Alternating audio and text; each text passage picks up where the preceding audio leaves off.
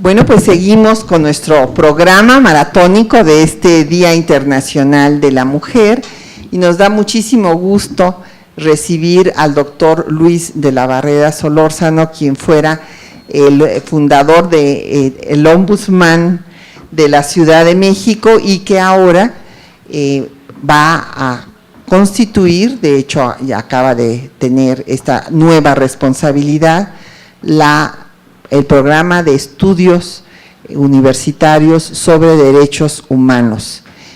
Nos da mucho gusto que nuestra compañera Lourdes Enríquez nos acompañe en esta mesa. Lourdes Enríquez es miembro del Programa Universitario de Estudios de Género de nuestra universidad y miembro de nuestra federación. Y para no quitar más tiempo, no voy a leer todos los currícula de cada uno. La verdad es que el doctor Luis de la Barrera ha escrito además todas sus experiencias en un libro que les recomiendo que lean, El alma de un ombudsman, que habla de todo lo que significó abrir brecha, crear esta instancia de defensa de los derechos de las personas en nuestro país y en la Ciudad de México. Entonces, sin más, como ya había yo anunciado, decidimos obsequiar, y este es un libro que está gratuitamente para todo el que tenga interés, las personas que quieran un ejemplar. Nos fue donado por la organización internacional Planned Parenthood. Esta organización, quisiera decir muy brevemente, es una organización que se dedica a promover la planeación familiar en el mundo y que fue la organización que le ganó el caso. Hay dos casos en Estados Unidos muy significativos para que se reconozcan los derechos reproductivos, sexuales y reproductivos de las mujeres. Uno es el caso famoso Roe versus Wade, en el cual, por allá por 1975, se dio esta situación de una persona que demandó su derecho a decidir cuándo podía y quería ser madre. El Estado ni la Iglesia puede imponer la maternidad. La maternidad no es una obligación, es una maravilla, lo sé por experiencia propia, soy madre de 3 hijos, pero es algo que las mujeres tenemos derecho a decidir cuándo estamos en posibilidad de hacerlo. Y hubo otro caso muy sonado después del Roe versus Wade, que fue el Planned Parenthood versus Danforth, en el cual esta organización apoyó a una joven menor de edad que quería interrumpir su embarazo, pero que sus padres no estaban de acuerdo con que lo interrumpiera. Y entonces, en este caso, la Corte de Estados Unidos le dio la razón a la menor y desde entonces las menores pueden decidir también si están en posibilidades o no de ser madres. Entonces, es la organización que hizo este manual, este estudio comparativo que hoy les vamos a obsequiar, porque consideramos que uno de los derechos humanos fundamentales de la mujer es justamente el decidir sobre su vida, sobre su cuerpo, y mientras esto no se reconozca en todo el territorio nacional, se están violando los derechos humanos de las mujeres mexicanas. Sin más, le doy el uso de la palabra al doctor Luis de la Barrera, agradeciéndole que haya aceptado estar con nosotros en este día. Buenas tardes, es un gran gusto, es un gran honor para mí estar aquí en el Museo de la Mujer. Agradezco muchísimo la invitación de la doctora Patricia Galeana y qué mejor que para celebrar este día que comentar un libro sobre un tema tan importante para las mujeres, pero también para los hombres. Quiero contarles que al ser propuesto por primera vez por el presidente de la República, en aquel tiempo era el presidente de la República el que hacía la propuesta, porque se estaba en esa transición jurídico-política del estatus del Distrito Federal, al ser propuesto por el presidente de la República en septiembre de 1993 para ocupar la presidencia de la entonces, por nacer apenas, Comisión de Derechos Humanos del Distrito Federal. Hubo un solo grupo parlamentario en la entonces Asamblea de Representantes, muchas gracias, entonces Asamblea Legislativa, por la entonces Asamblea de Representantes, hoy Asamblea Legislativa, hubo la oposición de un solo grupo parlamentario, que fue la del Partido Acción Nacional, que contaba con 11 representantes, 6 hombres, 6 diputados y 5 mujeres. La razón de esta oposición del PAN en la Asamblea de Representantes fue que 2 años antes yo había publicado un libro que se llama El delito de aborto, una careta de buena conciencia. El presidente del Partido Acción Nacional, un hombre sumamente culto, inteligente y sensible, Carlos Castillo Peraza, sin embargo, sobre el aborto tenía la postura que tiene el partido, la postura doctrinaria que tiene el partido, y señaló que el PAN no podía votar para ser presidente de la Comisión de Derechos Humanos, el presidente fundador, por alguien que había defendido en un libro que se había vendido bastante bien, que se había agotado, que había defendido el aborto. Entonces vino un proceso muy interesante. Me reuní no una, sino varias veces con los 11 representantes del PAN en la Asamblea de Representantes para explicarles mi posición. Ninguno había leído el libro estaba agotado. Y les expliqué que no era partidario del aborto y que no conocía a nadie, ni hombre ni mujer, que fuera partidario del aborto.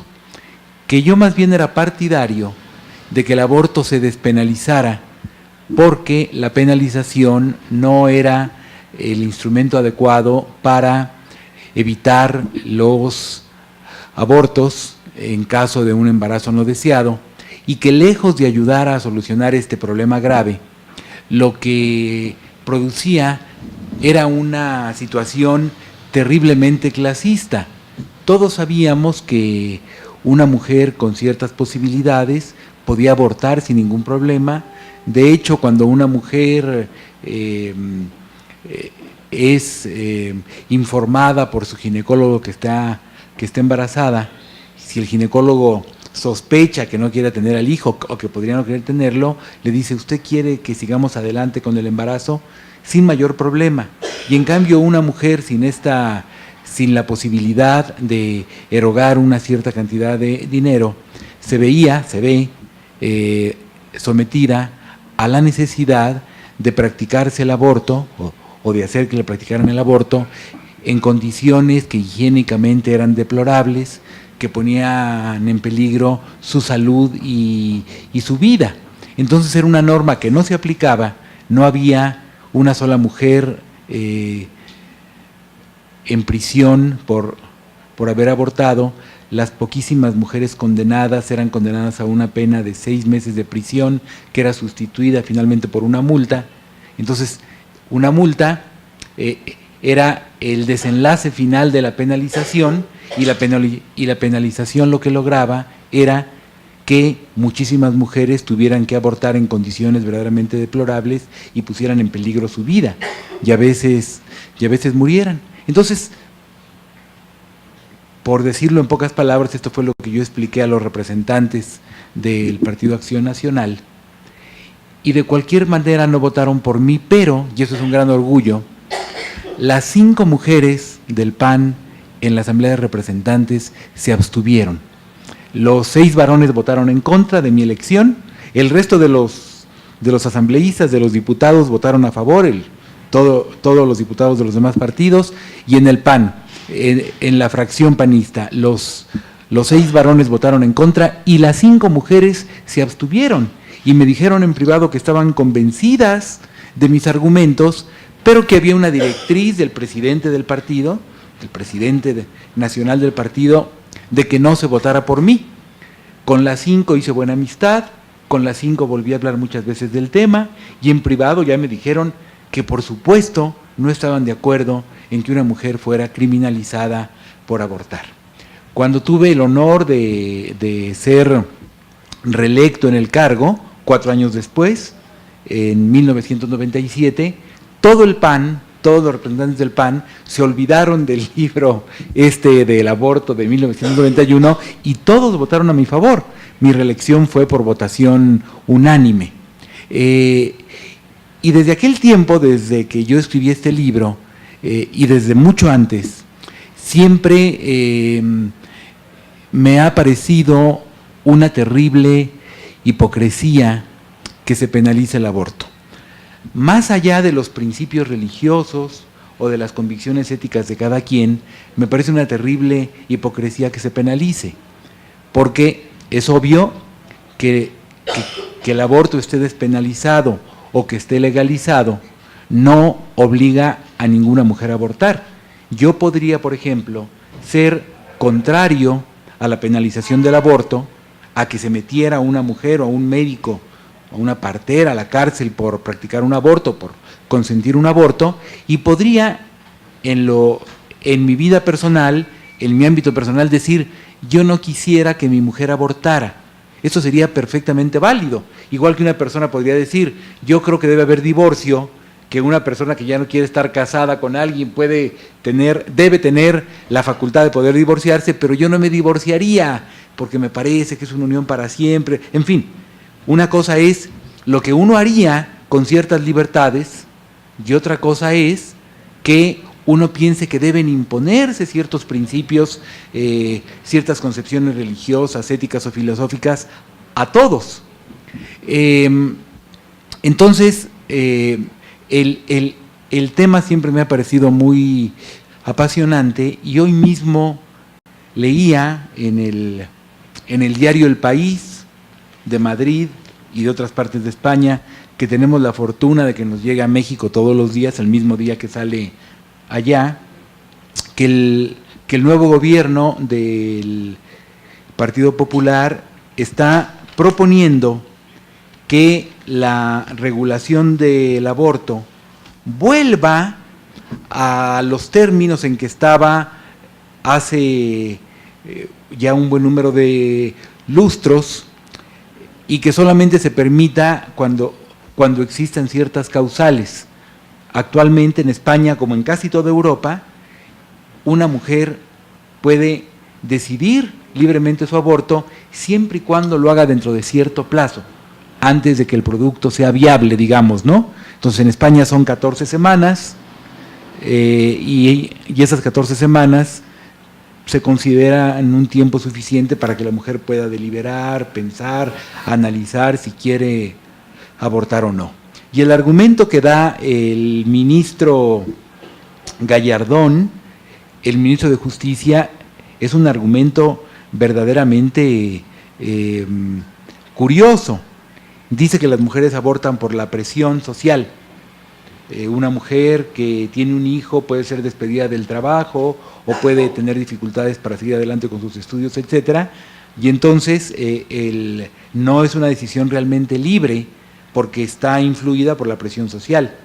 A lo que habría que responder, creo que sin ninguna dificultad intelectual, sin tener que hacer un gran esfuerzo disquisitivo, que todas nuestras decisiones se ven influidas por el entorno y se ven influidas por factores genéticos y por una serie de circunstancias, pero finalmente debe ser la mujer quien lo decida, debe ser la mujer quien tome esta decisión. Lo que no puede ser es que se diga, como lo está diciendo ahora el ministro Gallardón, muy bien, como hubo presión para que tomaras tu decisión. Entonces, si la tomas en cierto sentido, en el sentido de decidir el aborto, te vas a ir a la cárcel salvo que se presenten las causales de peligro para la vida, etc. Bueno, por increíble que parezca, todavía hay países, en América Latina, por ejemplo, Nicaragua, donde no se puede abortar en ningún caso. Es decir, puede peligrar la vida de la mujer, puede correr un cierto peligro, es decir, puede haber una opinión médica que diga si este embarazo continúa adelante, la mujer va seguramente a morir, y aún así el aborto no está permitido. Entonces, nos enfrentamos todavía en algunos países a una situación verdaderamente inaceptable desde el punto de vista de la justicia, de los derechos humanos e incluso del más elemental sentido común. Gente que no acepta el aborto, pero que tiene cierto sentido común y cierto criterio jurídico, dice, bueno, en caso, yo no acepto el aborto, pero en caso de que peligre la vida de la mujer, estamos ante un conflicto de bienes. La vida ya formada de la mujer, es un ser ya nacido, y la vida en formación del producto de la concepción. Hay un conflicto de bienes y existe en derecho penal una figura que se llama estado de necesidad, donde cuando un bien de mayor valor está en peligro y para salvarlo hay que sacrificar un bien de menor valor, eso es una causa de justificación, el estado de necesidad justificante, y no hay delito. Entonces, que en algunos códigos penales ni siquiera en esa hipótesis pueda abortarse es verdaderamente algo aberrante. El libro que se presenta hoy es un libro que me entusiasmó mucho. No solamente se trata de que el aborto sea legal, de que el aborto deje de ser perseguido penalmente, o aunque no sea perseguido penalmente, aunque solamente esté en el papel del Código Penal, no se trata solamente de que deje de ser penalizado. Se trata de que la mujer que decida interrumpir su embarazo lo haga en las condiciones sanitarias más adecuadas. Que sea un aborto no solamente legal, sino que sea un aborto seguro, higiénico, practicado en condiciones de calidad, de calidez, de oportunidad, sin que tenga que enfrentar un laberinto de trámites, etc. Y la Federación Internacional de Planificación de la Familia toma varios países de América Latina, toma de Europa a España, Italia y Noruega, y toma a Sudáfrica para hacer una comparación de cuáles son las pautas normativas y las condiciones en que se produce el aborto legal, y cuáles son las deficiencias de estas pautas, cuáles son sus ventajas y qué barreras enfrenta una mujer que quiere abortar. Y entonces entiende que hay 3 componentes de la mayor importancia que tienen que ver con el derecho a la atención integral de la salud y que deben formar parte de las pautas y de las prácticas para que una mujer tenga acceso a un aborto legal y seguro. Por una parte, primero, y esto me gusta mucho, se trata de reducir los embarazos no deseados. Es decir, el aborto no debe ser penalizado, pero no es algo que nos guste. Por eso yo les decía hace un momento que yo decía en estas pláticas con los miembros del PAN, ni yo soy partidario del aborto, ni conozco a nadie que lo sea. Lo mejor es que nunca se embarace una mujer que no quiera embarazarse. Pero cuando nos planteamos el dilema, aborto sí o aborto no, aborto delito o aborto legalizado, es cuando la mujer ya está embarazada. Porque, claro, si alguien nos dice, bueno, yo no quiero tener un hijo, pues hay que decir, bueno, pues no te embaraces. Pero quiero tener relaciones sexuales, bueno, para no embarazarte hay que tomar estas precauciones, en fin, ¿no? Pero cuando nos planteamos el tema del aborto, es cuando ya la mujer está embarazada. Entonces, lo primero que se plantea la Federación es que hay que reducir los embarazos no deseados con políticas de educación sexual integral y acceso amplio a métodos anticonceptivos. El segundo componente de esta política integral de atención a la salud es la promoción del derecho de las mujeres a tomar decisiones conscientes, libres e informadas. Para que una decisión sea libre, no se requiere, como piensa ahora el gobierno español, no se requiere, no es un requisito que no haya influencia social, porque si pensáramos que eso es la libertad, solamente Adán y Eva habrían sido libres, porque no había presión social, aunque sí la había de la serpiente. Entonces, pero sí, para que una decisión sea completamente libre, debe ser consciente, debe ser informada, debe no tomarse en estado de shock, es decir, requiere una deliberación donde la mujer sea informada y se informe de todo lo que debe informarse para tomar una decisión, que finalmente es una decisión delicada.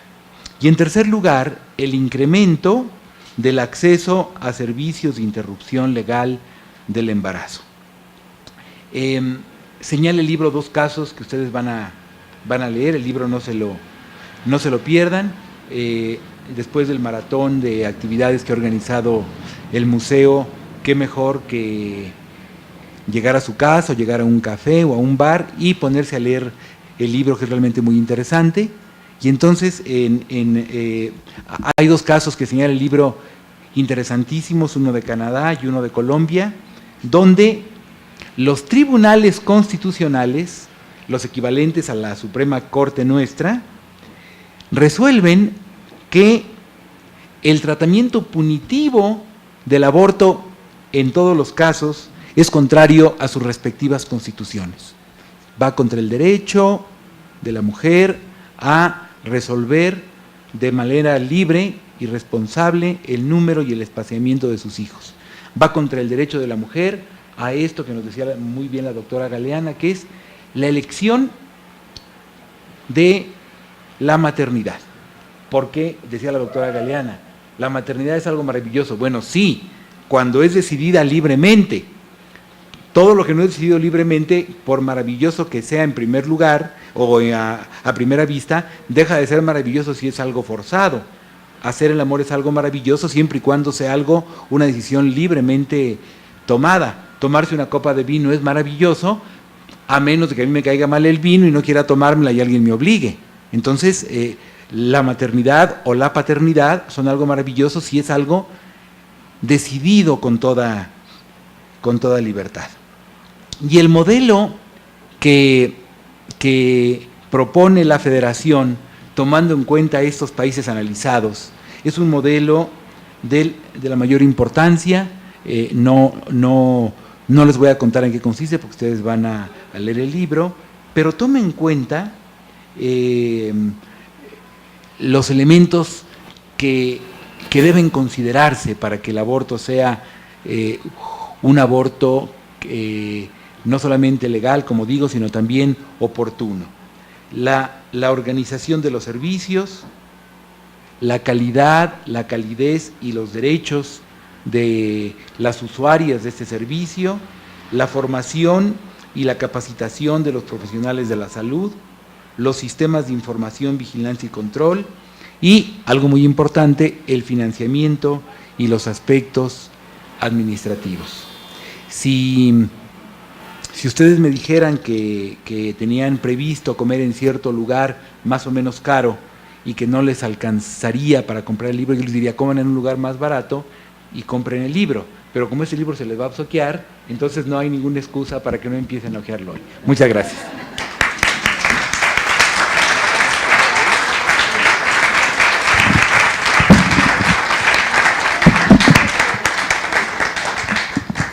Ya ven, el doctor Luis de la Barrera es una prueba de lo que he venido diciendo, de que hay muchos hombres más feministas que muchas mujeres.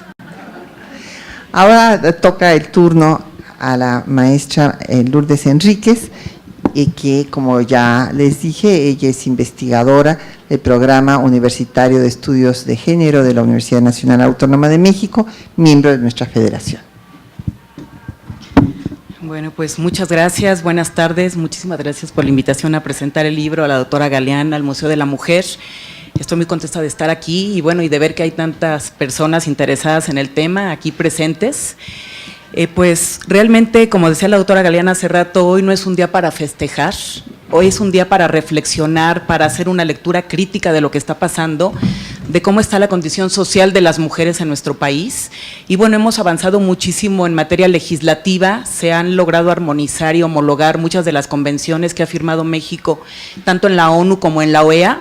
Y acordémonos que son convenciones especiales para tutelar los derechos fundamentales de las mujeres, que a pesar de que estaba ya la Declaración Universal de los Derechos Humanos en el 48 que hizo la Asamblea General de la ONU, aún así seguía habiendo discriminación y violencia contra las mujeres, y sobre todo algo que nos interesa, que tiene que ver con el libro que hoy presentamos, el que no había ni autonomía ni libertad, tanto sexual como reproductiva.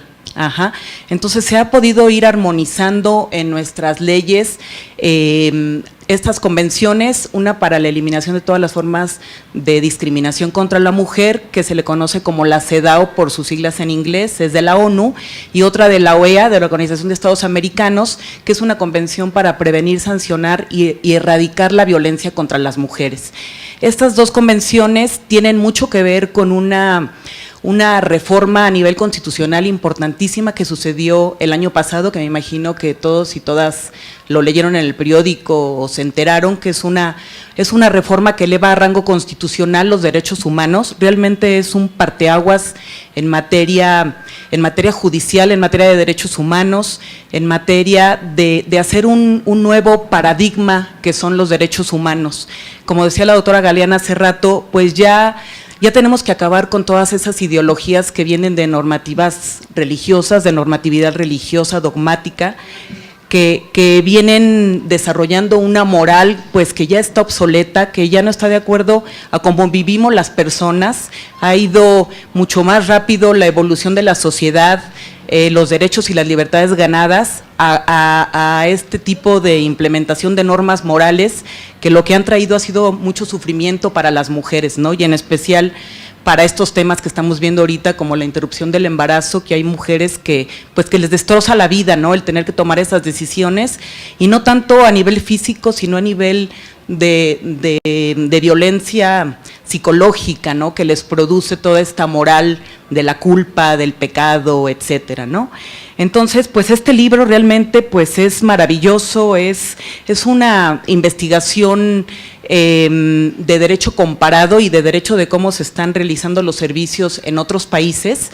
Es un libro que yo diría que es una guía para la incidencia política y para la incidencia jurídica, para ambas, ¿no? Entonces, lo podemos leer pues gente que nos dedicamos a este tipo de temáticas, pero lo puede leer cualquier persona interesada en estos temas, sobre todo para funcionarios y funcionarias que están ya sea en el ramo de salud o en el ramo de lo jurídico, las 3 instancias de gobierno, los 3 niveles de gobierno, los 3 poderes. O sea, realmente es un libro muy accesible para que los podamos entender. Como decía el doctor de la Barrera, pues tiene varios objetivos, ¿no? Y el primero de todos es pues que no haya embarazos no deseados, ¿no? Está por una maternidad libre, voluntaria, deseada. El ser madre es una maravilla, pero es algo que tiene que estar planeado, que tiene que estar psicológicamente, tenemos que estar fuertes, ¿no? Para saber que es una responsabilidad muy fuerte el traer un nuevo ser al mundo y todo lo que implica pues el respaldo emocional que hay que darle, ¿no? Independientemente de la parte material, y muchas de las mujeres mexicanas pues realmente son madres solteras, aunque estén casadas, porque en la cultura y en los usos y costumbres, toda la parte de lo privado, de la crianza, de lo doméstico, estaba nada más en un deber ser de las mujeres, ¿no? En un deber ser de lo femenino, de los estereotipos femeninos. Entonces, por un lado es esto, ¿no? Reducir la ocurrencia de embarazos no deseados, promover políticas de educación sexual integral. No sé si recuerden que presentamos aquí un libro sobre educación sexual integral, que debiera ser un derecho a la educación por sí mismo, un derecho a la educación sexual integral por sí mismo. Y bueno, coincidentemente los grupos que se oponen a que se despenalice aborto a que haya una interrupción legal del embarazo, son los mismos grupos que no permiten que haya educación sexual integral, ¿no? Está el caso de Guanajuato, donde el mismo autoridades de la Secretaría de Educación Pública quemaron uno de los libros de la Secretaría de Educación Pública, donde venían los genitales de hombres y mujeres, donde venían, realmente era una educación basada en la ciencia, en la anatomía, o sea, fue algo vergonzoso, ¿no? Y eso ha sucedido varias veces en nuestro país.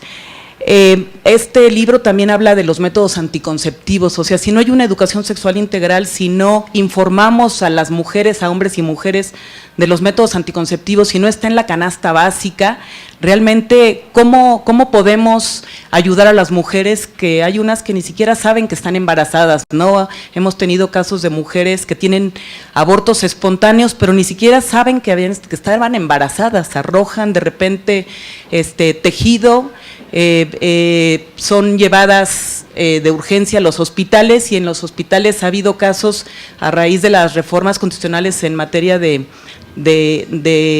proteger la vida desde la concepción, donde estas mujeres llegan a los hospitales y los mismos médicos o enfermeras las denuncian, llega el Ministerio Público, se las llevan encarceladas, tardan 2 o 3 años en recibir su sentencia, y las están sentenciando no por aborto, porque salen con caución, porque es un delito que puede salir con caución, pero la están sentenciando, están torciendo la ley para sentenciarlas por homicidio agravado en razón de parentesco, que son más de 20 años de prisión, ¿no? Algo terrible que está sucediendo en nuestro país a raíz de las reformas que pasaron como reacción a la despenalización que se logró en el DF, y pues tenemos que estar enterados de que está sucediendo esto, ¿no? Como decía el doctor de la Barrera, antes no había mujeres presas por este delito, pero ahorita sí lo hay, porque uno de los argumentos era ¿por qué tenemos tipificado un delito y no hay mujeres en la cárcel por ese delito? Entonces ahorita sí están realmente metiendo a la cárcel a las mujeres como castigos ejemplares se mandan mensajes en el cuerpo de las mujeres, ¿no? Se está legislando sobre el cuerpo de las mujeres, y muchas veces es ese mismo cuerpo de las mujeres como lucha política, ¿no? Tenemos que mirar desde ese punto para poder entender qué es lo que está sucediendo y qué es lo que va a suceder en este año electoral, ¿no? Que no se han posicionado los candidatos y candidatas sobre este tema. Ajá. Entonces, bueno, es un libro muy oportuno que hace la Federación Internacional de Planificación Familiar, y la ILE, la interrupción legal del embarazo, requiere que haya reglamentaciones, tanto a nivel sanitario como a nivel jurídico. Entonces, lo que es muy interesante que hace este libro es que con ayuda de varias organizaciones de muchos países, sobre todo de América Latina, y bueno, a mí me da orgullo que México tuvo un papel importante en este libro, sobre todo varias organizaciones que trabajan derechos sexuales y reproductivos, que han hecho desde hace varios años una alianza por el derecho a decidir. Son organizaciones serias que reciben muchísimo financiamiento pues para trabajar en estos aspectos. Uno de ellos es, me imagino que lo conocen, el grupo de el GIRE, el Grupo de Información en Reproducción Elegida, otro es CIPAS, otro es esta otra ONG que se llama Católicas por el Derecho a Decidir, otra es el Population Council, que hace investigación, y la última es una organización también que hace muchísimo trabajo a nivel territorio, como le dicen, que es Equidad, Trabajo y Familia, creo que es como se llama, ¿no? Entonces todos ellos intervinieron en dar datos, y sobre todo que la Ciudad de México pues está a la vanguardia en este tema por la despenalización que se logró en el 2007 en la Ciudad de México, que se permite voluntariamente acceder a los servicios de interrupción legal del embarazo, seguro, gratuito, en ciertas clínicas de la ciudad, y es hasta la 12ª semana de gestación, ¿sí? Hay un término, hay un plazo, como decía el doctor de la Barrera, varios de estos países tienen plazos,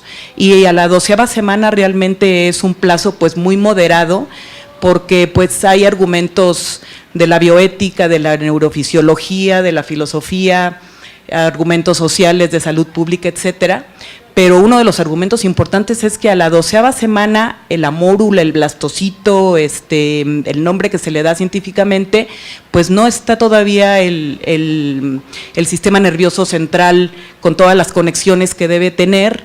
Realmente no hay ningún desarrollo en esa materia que diera a este conjunto de células la personalidad humana. Lo que tiene es, como decía Aristóteles, la potencia de ser o la potencia de no llegar a ser.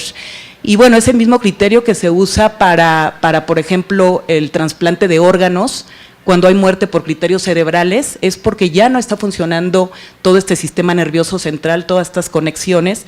Entonces, los mismos criterios que se usan para trasplante de órganos por muerte cerebral, pues podemos también utilizarlos para una interrupción legal del embarazo, ¿sí? Entonces, tenemos que allegarnos de argumentos pues científicos de la bioética, jurídicos, filosóficos. Es un problema gravísimo de salud pública. La muerte materna ha subido muchísimo en México y es algo que se está reportando al Comité CEDAW, que es esta convención que les mencionaba al principio, para la eliminación de todas las formas de discriminación contra las mujeres, y es el porcentaje de muerte materna no es ni por embarazo ni por parto, sino es por muerte materna, por el que mujeres pobres van a servicios totalmente insalubres de interrupción del embarazo, donde no se les da la atención ni oportuna, ni segura, ni de calidad, como debiera ser, ¿no? Entonces, la morbimortalidad es terrible. Muchas mujeres van en condiciones pues ya muy graves de salud a las clínicas a que les acaben de hacer el aborto incompleto,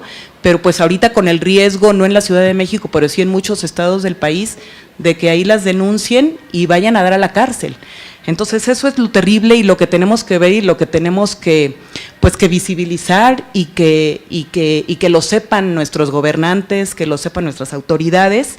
Bueno, los países que utiliza este valioso libro, hubo una metodología para que ellos decidieran qué países iban a estar estudiando, ¿no? Sobre todo para su regulación sanitaria, porque no basta con que haya una interrupción legal del embarazo, si no hay una regulación sanitaria para ver cómo se va a hacer esto, ¿no? Porque acuérdense que es un servicio que deben dar los gobiernos, que deben dar de manera con calidad, con calidez humana también, y primero hay que estar capacitando y sensibilizando a todos los operadores de servicios de salud, pues desde en materia de género, en cómo se dan las relaciones de subordinación, en por qué el cuerpo de las mujeres y en específico la sexualidad de las mujeres está tan peleada entre los grupos, entre las ideologías, el por qué se legisla sobre el cuerpo de las mujeres.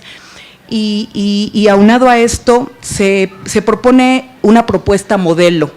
Yo lo que he estado pensando muchísimo es que realmente la regulación sanitaria o de los servicios de salud que tenemos en la Ciudad de México, pues es un parteaguas y debería ser un modelo a exportar a otros países, y parece ser que sí lo está haciendo. El secretario de Salud del DF ha estado llamado en muchas convenciones internacionales para explicar cómo se está llevando a cabo el servicio en la Ciudad de México, cómo se hace el consentimiento informado de las mujeres, cómo llegan, cómo se les da una consejería.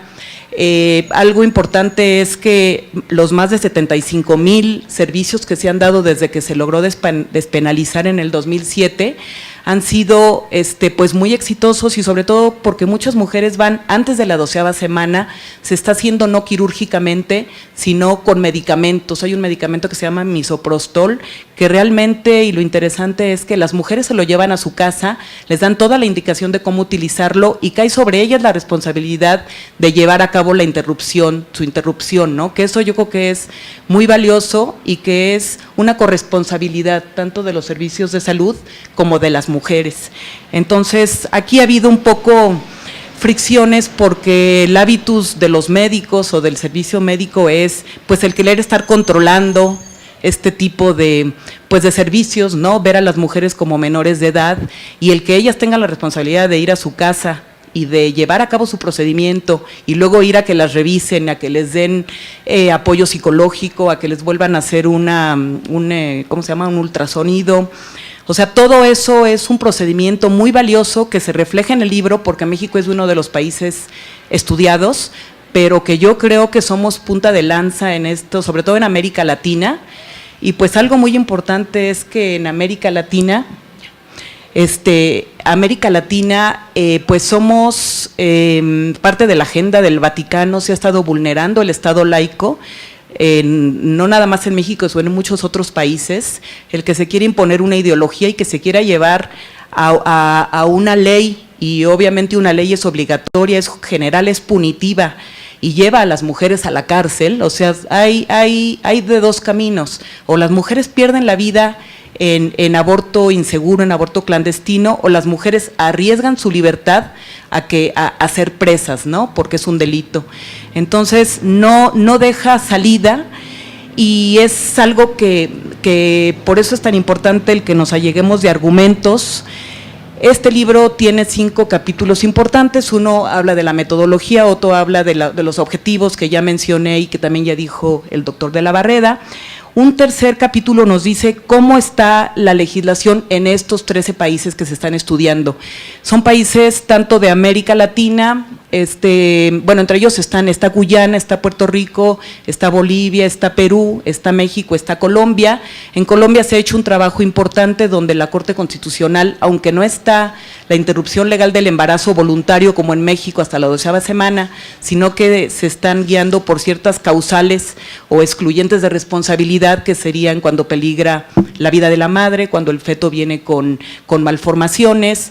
En algunos lugares también hay razones económicas, y bueno, una de las causales más terribles, y que en México la tenemos en todos los estados, pero hay países, como decía la doctora, Nicaragua, que ni siquiera esa tienen, que es el embarazo por violencia sexual, cuando es producto de una violación. En México está la NOM 046, que es una norma oficial mexicana de violencia, que se logró llegar a un arreglo amistoso con la Corte Interamericana de Derechos Humanos. Todo esto fue a raíz del caso Paulina, me imagino que lo conocen, una niña adolescente que quedó embarazada por violación parece que de su padrastro, y que se llevó a litigio. Las autoridades no le permitieron, tenía todo el derecho de poder haber interrumpido su embarazo, no le permitieron que se interrumpiera. Esto se llevó a un litigio estratégico a la Corte Interamericana de Derechos Humanos, y se llegó a un arreglo amistoso, y el arreglo amistoso fue que ninguna otra mujer embarazada por violación podía llegar a suceder o a pasar lo que pasó Paulina, ¿no? El que se le obligara a llevar a término su embarazo, una muchachita menor de edad. Entonces, gracias a este caso se elaboró una norma oficial mexicana, y por eso todos los estados tienen la obligación de brindar los servicios de interrupción legal del embarazo con calidad, oportuno, a todas las mujeres que llegan pidiendo. Obviamente hay sus pasos dentro de los códigos de procedimientos penales. No todos los estados tienen reformas a los códigos de procedimientos penales, pero gracias a esta norma todos los hospitales de todo el país tienen que dar este servicio. Ahora, ha habido la treta, le llamaría yo, de que quieren objetar, ¿no? De que ha habido el extremo de que quieren que haya hospitales objetores de conciencia, que esto no lo podemos permitir de ninguna manera. Hay una libertad, en la Declaración Universal de los Derechos Humanos, el artículo 18 habla de libertad de conciencia, de pensamiento y de religión, pero nunca se está dando pie a que esto se vaya hasta la objeción de conciencia, ¿no? Que realmente es un instrumento de resistencia que se utilizó en la guerra, cuando los soldados no querían ir a la guerra, o hace muchos años también el no pagar impuestos cuando el país había declarado la guerra y yo no estoy de acuerdo con que mi país esté yendo a la guerra y por lo tanto no pago impuestos. O sea, era una estrategia de resistencia civil, pero para estos casos, y ahora se está manipulando y se está queriendo traer como una estrategia para no permitir que se den estos servicios a las mujeres gratuitamente, y se está manipulando a médicos, enfermeras, a que objeten conciencia, y bueno, pudiéramos llegar al extremo de que hasta el policía que abre el hospital pudiera objetar conciencia si es una mujer que está decidiendo no seguir con un embarazo, ¿no? Entonces, bueno, les recomiendo muchísimo este libro porque trae tanto las regulaciones sanitarias, como cómo está esta situación jurídica en todos estos países que ya les mencioné de América. Están también de Europa, está Italia, está España, está Noruega, está Sudáfrica y está Canadá, que también es un país muy importante. Ahora, tenemos que ver que los sistemas jurídicos son diferentes. Por ejemplo, en Canadá, como lo mencionó el doctor de la Barreda, fue por un juicio. ¿sí? En México nuestras fuentes del derecho positivo mexicano son diferentes. Aquí estamos, una de las fuentes más importantes es la legislación, entonces por eso nos regimos más por la legislación, aunque yo creo que puede haber estrategias de resistencia jurídica donde tomemos los argumentos, por ejemplo, que utilizó la ministra Olga Sánchez Cordero, que estuvo esta mañana aquí con nosotros, porque muchos de sus argumentos fueron de los amicus, que son una serie de argumentos que meten las organizaciones de la sociedad civil cuando se está litigando un asunto de estos en la Suprema Corte de Justicia, y ella retomó muchos de los argumentos, que fue lo que dijo: no va a haber un engrose de la sentencia, no hubo una resolución, pero sí podemos utilizar muchos de los argumentos que ya dijo una ministra en la Corte y muchos de sus compañeros que también apoyaron el que debía de ser inconstitucional las reformas que se han presentado en 17 estados de la República. Entonces, bueno, todo eso yo creo que lo podemos ir teniendo, y es importante que le den una ojeada. Realmente está muy disfrutable porque se pueden enterar de cómo se hacen estos procedimientos en todos esos países, que muchos nos llevan la delantera, pero en muchos la Ciudad de México va a la vanguardia, y yo diría que en la punta de lanza de cómo se están ofreciendo los servicios en la Ciudad de México. Hay mucho por mejorar, pero creo que se ha organizado muy bien, y bueno, yo creo que debemos aplaudirlo y reconocerlo, y pues ver que las nuevas autoridades que queden a cargo de la ciudad pues sigan implementando y sigan adelante con todos estos programas de derechos y libertades fundamentales. Gracias.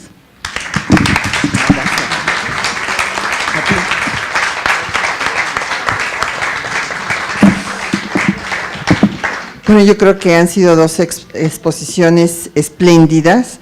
Antes de que pasemos a las participaciones de ustedes y preguntas que nos hagan favor nuestros panelistas de contestar, quisiera destacar lo que mencionó el doctor Luis de la Barrera, que me parece fundamental, recordar que en efecto nadie está por la muerte, porque las organizaciones de Provida dicen que quienes estamos por la despenalización del aborto estamos por la muerte. No, nadie está por la muerte. Sabemos en efecto que el aborto es una tragedia. Como mujeres que hemos parido, además, sabemos de lo que estamos hablando mucho más que los señores que nunca lo han hecho, ni lo harán.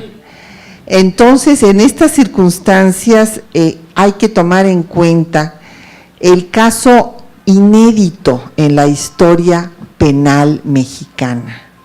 Porque el doctor nos acaba de decir algo muy importante. En efecto, la penalización que había eran 6 meses.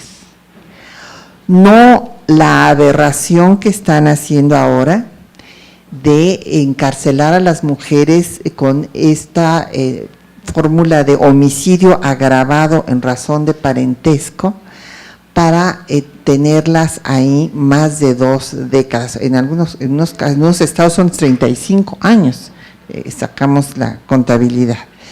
Entonces, esto es terrible, ha roto, esto es una situación que tiene una gran trascendencia, porque ha roto la convivencia pacífica de los mexicanos y mexicanas. O sea, tuve oportunidad por